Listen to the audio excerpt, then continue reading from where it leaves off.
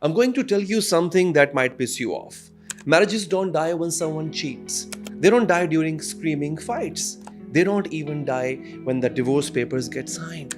They die way before that, and you probably missed the exact moment it happened. Look, if you have ever laid in the bed next to your partner and thought, when did we become strangers? Or you have caught yourself thinking that I don't even know why I'm trying anymore, then you need to hear this. Because by the end of this video, you are going to know whether you are in a rough patch that can heal or whether you have been mourning a marriage that's already dead and you don't just realize it.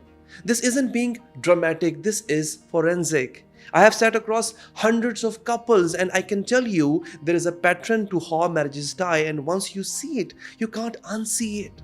What actually happened? Let me tell you. Sarah and Ahmed, married for 12 years, 2 kids, normal life, no major problems. They came to me saying that they had grown apart, which, by the way, what everyone says when they don't know what the hell is actually happening. So I asked them a simple question. When was the last time you had a real conversation? Not about the kids, not about the bills, a conversation where you actually felt seen by each other. Sarah said that we talk every day. I said, no.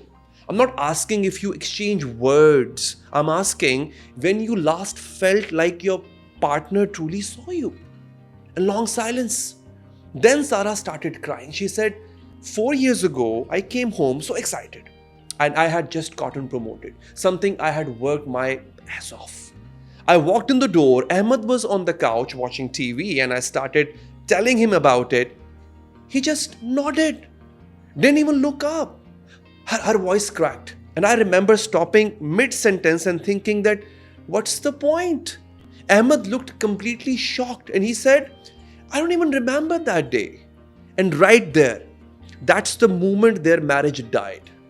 Not when they stopped having sex 2 years later, not when they started sleeping in separate rooms, not when they finally filed for divorce last month. The marriage died the moment Sarah's brain decided that this person will never really see me. That thought, that what's the point? That's not frustration, that's basically resignation. And once resignation sets in, you are not in a relationship anymore. You're in a waiting room. And most people think marriages end with explosive moments. The affair that gets discovered, the fight goes too far, the moment someone says, I want divorce. But those aren't endings.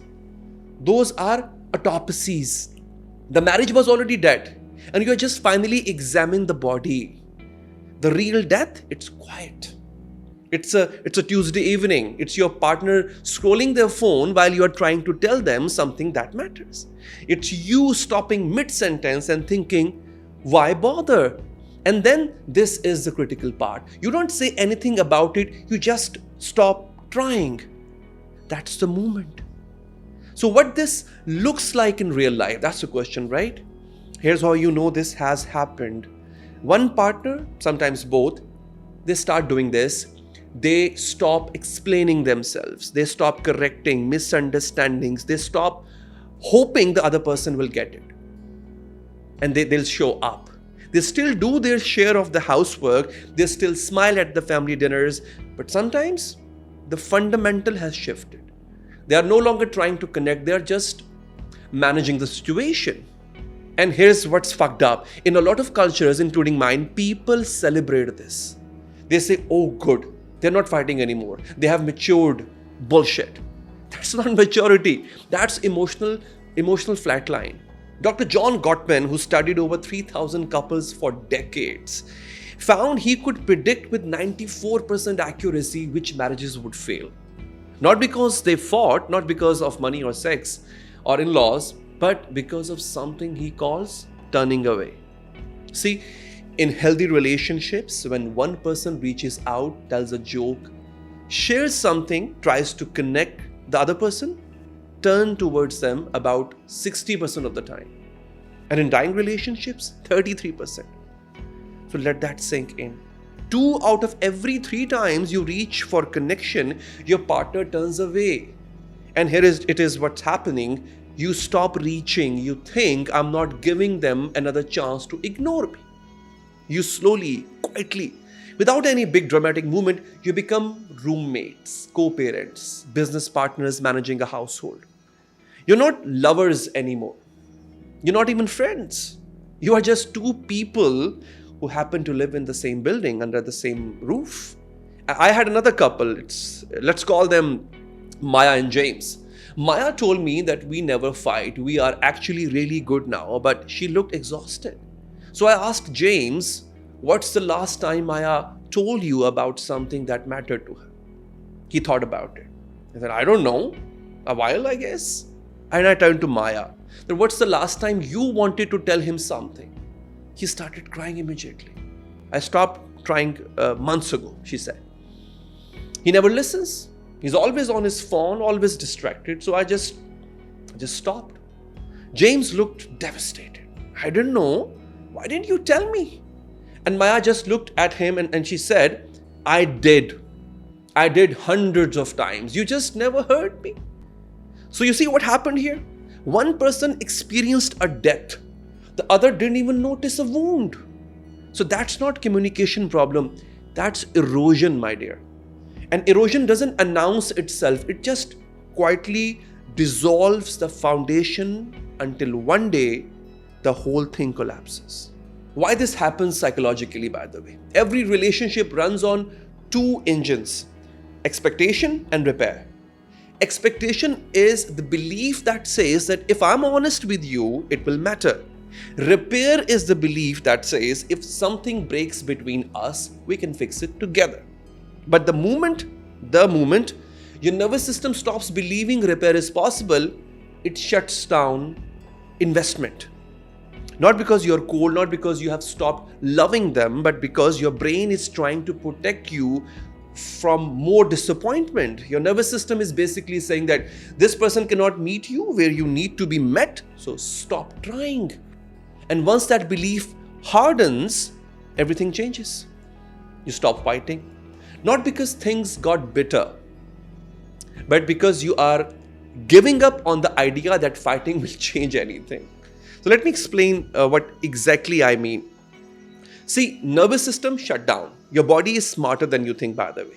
So when your nervous system decides that this person is not safe for my heart, it doesn't ask your permission. It just pulls back. Conserve energy. Stop investing.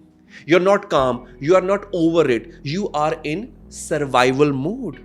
Your body is saying, stop pouring yourself into a place where nothing grows. This isn't consciousness. It's protectiveness. It's the same mechanism that kicks in when you touch a hot stove or your hand jerks back before you even register pain.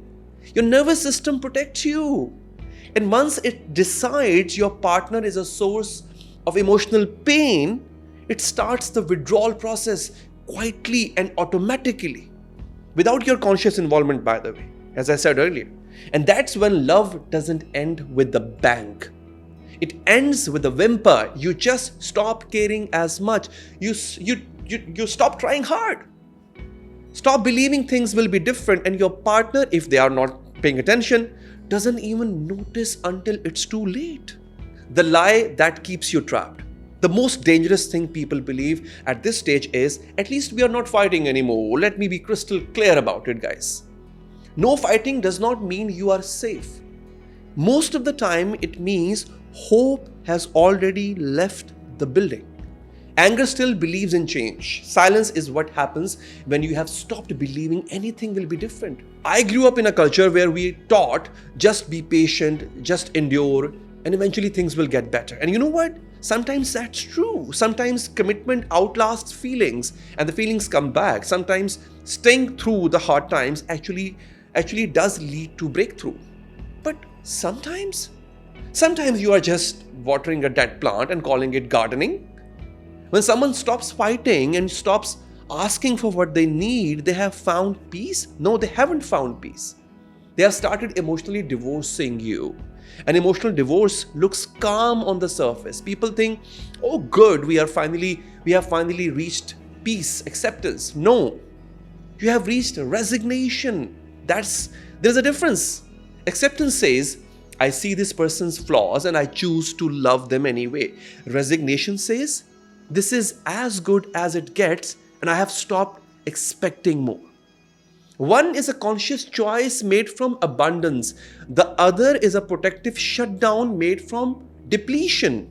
And most people can't tell the difference until it's too late.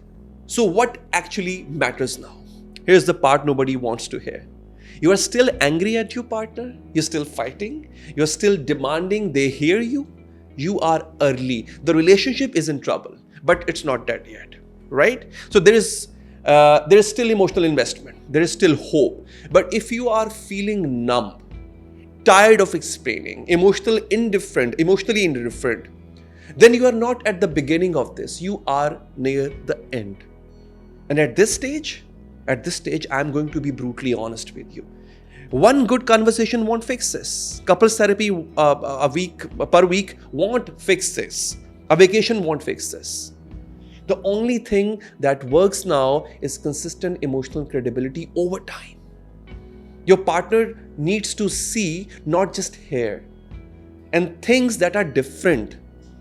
They need to experience repair happening, not promised, happening.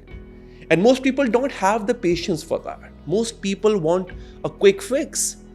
They want to have one vulnerable conversation and have everything magically go back to normal. But that's not how nervous system works. Once trust is broken at the deep level, it takes time to rebuild, months, maybe years. And most couples give up before they see the results. So here's what you need to do right now. Number one, have the honesty. Honesty conversation tonight, not tomorrow, tonight, not next week, tonight. You sit down with your partner and you say, I need complete honesty from you. Are you still in this marriage? Ask your partner. Do you want to save this, or have you already decided you are done? Because I can handle the truth. What I can't handle is living in a limbo. It's terrifying, I know. And yes, they might say that they are done, but even painful clarity is better than slowly dying in uncertainty. Number two, the 30-day bid experiment. If they say they want to try, here's your litmus test. For the next 30 days, you each make one clear, vulnerable bid for connection every day. A compliment, a touch, a real how are you feeling today, by the way, not the fake one. And something that requires you to be emotionally present. And then you pay attention. Are they turning toward you or away? Are you turning towards them? And after 30 days, you will know if there is still life in this thing. So number three, get help now, not when it's convenient. You see, most couples wait for an average of 6 years before getting help. So by then, contempt has materialized. The history has been rewritten, and you're not trying to save a marriage. You're just trying to rescue or resurrect one, I would say. So don't wait. Get a therapist, get a coach, get someone who can see the pattern you can't see because you are standing in the middle of them. Your friends will give you advice based on their traumas, not your reality. So you definitely need a professional. So I'm not here to sugarcoat this. Some of you watching this right now are in marriages that are already dead. And somewhere deep inside, you already know it, by the way. If there is abuse, if there is an active betrayal with no remorse, if there is complete unwillingness to change, then leaving isn't failure, it's self-preservation. But if you're still here, if you're still wondering, if there is still that small voice asking, could we fix this? Then maybe there is still time. The moment a marriage dies isn't the affair. It's not the screaming match. It's not even the divorce. It's the moment you stop turning toward each other. So turn toward each other. Even if it's awkward, even if it hurts, even if you don't know what to say, just turn toward each other. Because the opposite of love isn't hate, it's indifference. And you're not indifferent yet, by the way. If you were, you wouldn't still be watching this. If this video felt personal, it's because it touched a pattern, not a personality. Clarity doesn't tell you what to do. It helps you stop lying to yourself.